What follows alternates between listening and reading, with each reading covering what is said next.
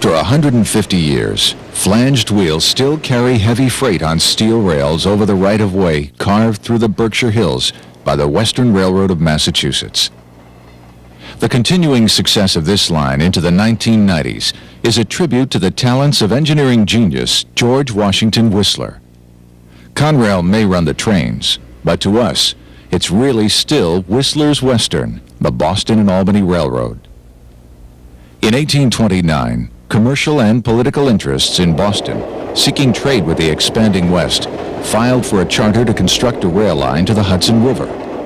The first segment, the Boston and Worcester Railroad, was in operation by 1835. Construction of the Western Railroad of Massachusetts from Worcester to the New York State line began in 1839 and reached Springfield, 98 miles from Boston, that same year.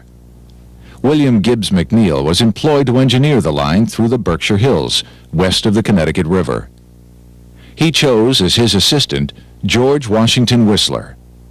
Whistler's father was a talented civil engineer whose ingenuity and foresight in laying out a double-track roadbed, constructing the magnificent Whistler's Arches west of Chester, and selecting the early motive power left his indelible mark on the line. Whistler's Western. In New York State, the Hudson and Berkshire and Albany and West Stockbridge railroads were also under construction to meet up with the Western at State Line. After leasing the Albany and West Stockbridge Railroad, the Western had reached its terminus at the Hudson River in 1841. Although they shared a common heritage, the Western and the Boston and Worcester suffered through decades of rate-sharing squabbles until finally merging in 1867 to form the Boston and Albany Railroad. Newton, 7 miles west of Boston, is the setting for B&A train number 39.